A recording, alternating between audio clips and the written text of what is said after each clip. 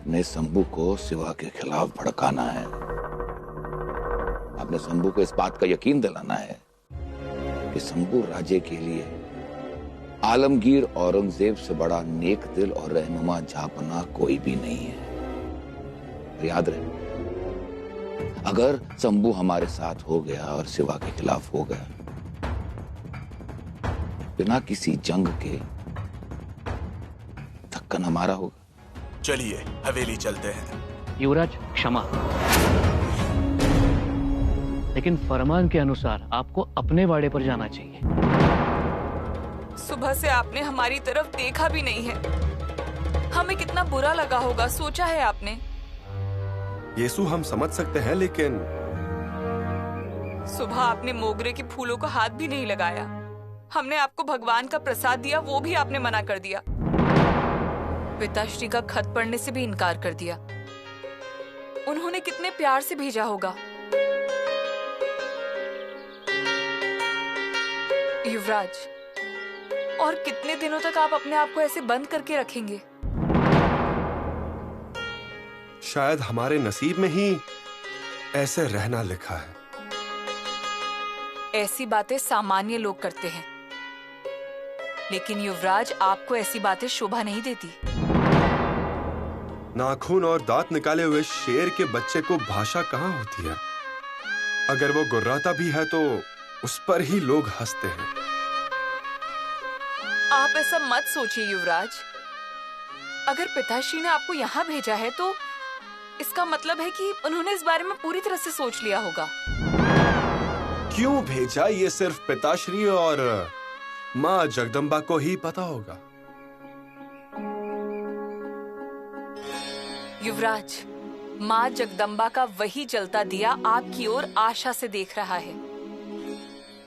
श्रृंगारपुर की जनता मन में आपसे बड़ी आस लेकर बैठी है।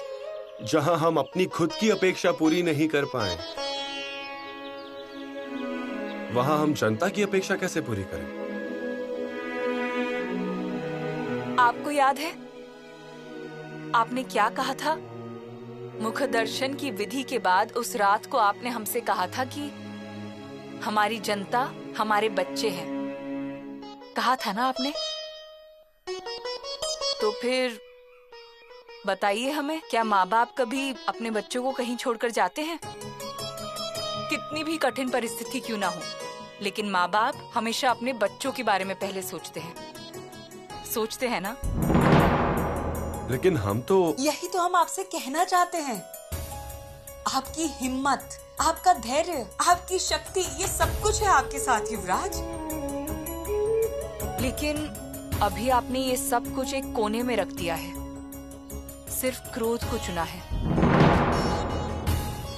लेकिन आप सिर्फ एक बार बुलाइए, ये सभी आपकी तरफ दौड़ते हुए आ जाएंगे। सच कह रहे हैं।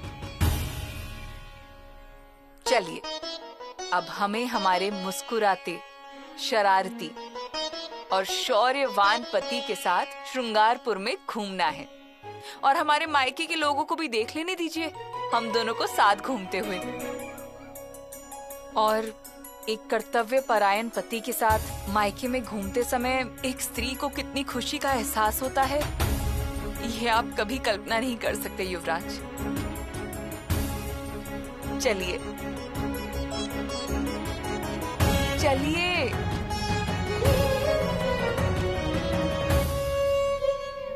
अजी, वो झूठ बोल रहा है, वो मुझ पर इल्जाम लगा रहा है, समझिए आप। चुप बैठो।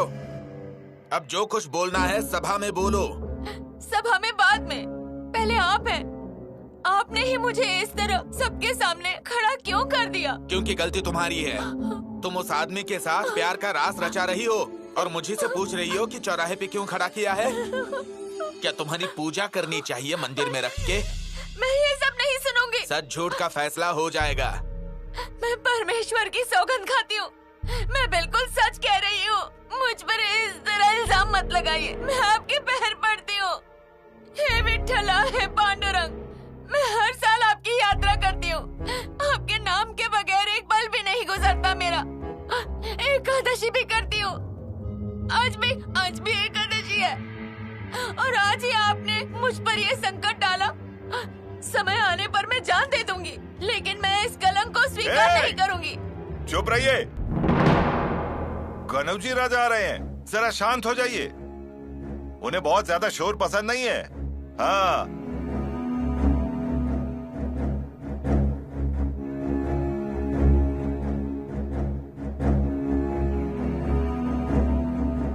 राजा, क्या हम फैसले के काम काज को शुरू करें? शुरू करो।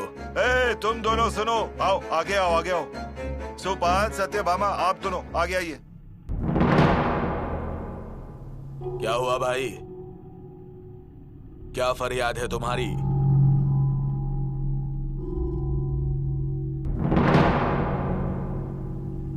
युवराज,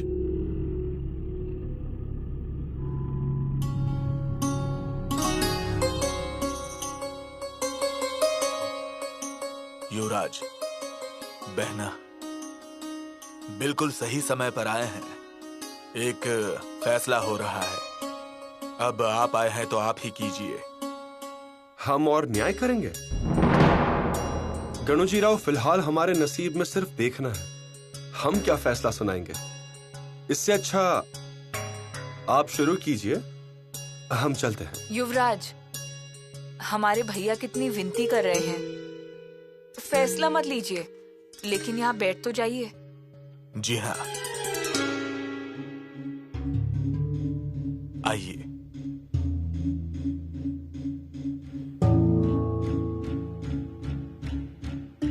फरियादी आगे आइए और शिकायत बताइए। मालिक, ये मेरी बीवी है, लेकिन इसने मेरा मुंह काला कर दिया। अरे लेकिन हुआ क्या है? इसका इस आदमी के साथ संबंध है। दोनों काफी दिनों से एक दूसरे से प्यार करते हैं। तुम्हें ये बात कब पता चली? थोड़ी देर पहले। जी, इसीलिए तो आपके कदमों में दौड़ के आया हूँ। लेकिन पता चला तो कैसे पता चला? वो बात ये हुई कि मैं बाहर चारपाई पे बैठ के वीणा की तार कस रहा था और ये फकीर मेरे सामने आया और फिर रुक, कौन है तू और अंदर कहाँ जा रहा है? भामा के लिए। भामा? तू कौन है? दरवेशी। फकीर है? तुम्हारी इस घर में आने की हिम्मत कैसे हुई? चल निकल। जाऊंगा, लेकिन भामा को साथ लेके जाऊंगा। ये बंदर, मुंह तोड़ दूंगा तेरा। मेरी बीवी का नाम लेता है? मालिक, आपकी बीवी अब आपकी नहीं रही। वो तो कब की मेरी हो गई है। कब की? कब से हम दोनों का इश्क चल रहा है, मालूम? क्या? रुक, तेरे हाथ पैर बांध के मारूंगा। पिताजी, रस्सी दीजिए। क्या रे, क्या बोल रहा है? मारो मत, सुनो तो। अरे क्या सुनो? देखो, मैं ऐसे ही नहीं आया।